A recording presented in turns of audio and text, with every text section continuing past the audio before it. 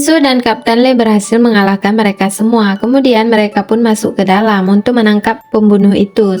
Saat pria itu berlari tanpa sengaja menabrak tembok sehingga membuat dia pingsan dan terkapar dalam keadaan telanjang, dan Insu pun mengurus pria itu. Kemudian dibawa ke kantor polisi. Di sana pria itu mengaku kalau bukan dia yang membunuhnya. Polisi juga menemukan narkoba di tempat kejadian. Kemudian pria itu bilang kalau dia tidak memakai narkoba, yang memakai narkoba adalah kakaknya. Saat kakaknya tiba di sana, kakaknya sangat marah karena adiknya bilang kalau dia memakai narkoba pada polisi, sehingga mereka bertengkar. Tidak lama kemudian ibu mereka datang ke sana. Istri kedua dari grup DN, wanita itu terlihat marah-marah karena putranya ditahan. Tidak lama kemudian, istri pertama dari grup DN juga tiba di sana. Di sana mereka membuat keributan. Insu yang menyaksikan hal itu bahkan membuat video tentang mereka. Dia menikmati suasana yang sedang terjadi saat ini. Kemudian salah satu tersangka pembunuhan diminta keterangan oleh polisi.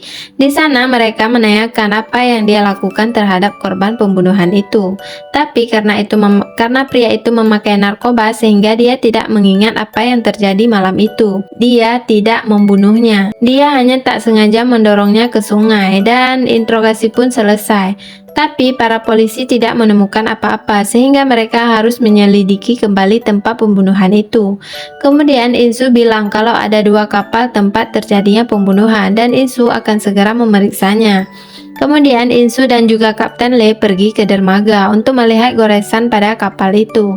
Saat itu Kapten Lee hampir tercebur ke sungai dan Insu menolongnya. Kemudian mereka pun melanjutkan penyelidikan ke grup DN.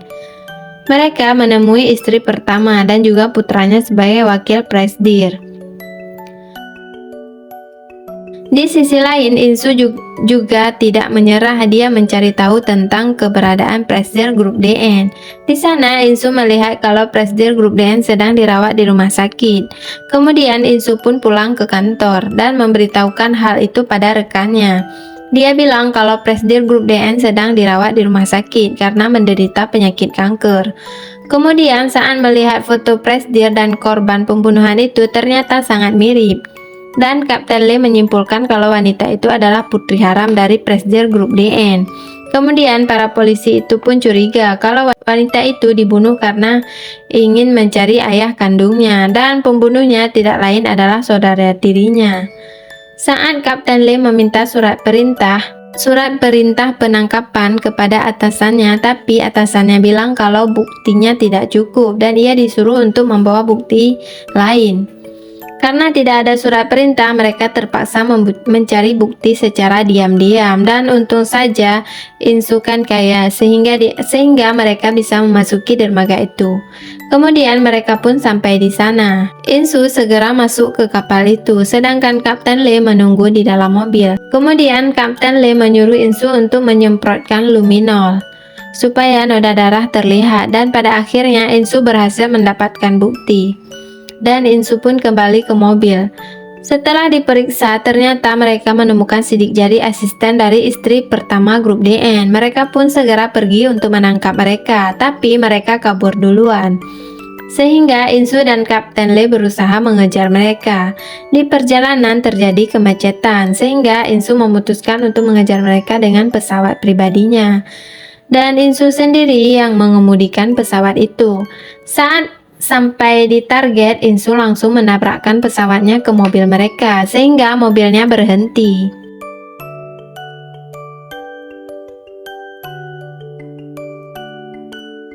Saat itu Kapten Lee tidak sabar dan langsung melompat dari pesawat. Ia langsung menodongkan pistolnya, tapi mereka berusaha menabraknya sehingga Kapten Lee melepaskan pelurunya dan akhirnya mereka pun berhasil ditangkap. Di kantor polisi, wanita itu langsung mengakui perbuatannya. Melihat hal itu membuat Insu merasa aneh dan ada yang salah. Kemudian putra wanita itu datang dan Insu memberitahukan bahwa ibunya sudah mengakui perbuatannya. Kemudian Insu pun buru-buru pergi untuk mendatangi istri kedua dari grup DN. Di sana ia berusaha menggali informasi tentang kebenaran siapa pembunuh yang sebenarnya. Awalnya wanita itu menolak untuk memberitahukan informasi pada Insu, tapi Insu berusaha dengan sangat keras. Di kantor polisi, Kapten Lee diberitahukan bahwa pembunuh sebenarnya adalah wakil dari grup DN, sehingga Kapten Lee berusaha mengulur waktu supaya pria itu tidak pergi dari sana. Dan saat pria itu mau pergi dari sana, Insu tiba di sana tepat waktu, dan Insu pun langsung memperlihatkan bukti rekaman percakapan rencana pembunuhannya, dan akhirnya pembunuh yang sebenarnya tertangkap juga. Kemudian Insu meminta pengakuan kalau dialah yang menang dalam kasus ini, dan ia menagih janji yang telah mereka buat supaya ditepati. Dengan kesal, akhirnya Kapten Lee menyetujui hal itu. Di rumahnya, Insu sedang menunggu teman-temannya untuk mengadakan perayaan, tapi teman-temannya itu tidak mau datang. Dan akhirnya Insu datang menemui kakaknya. Di sana mereka mengobrol dan membahas tentang masa lalu Insu saat masih kecil.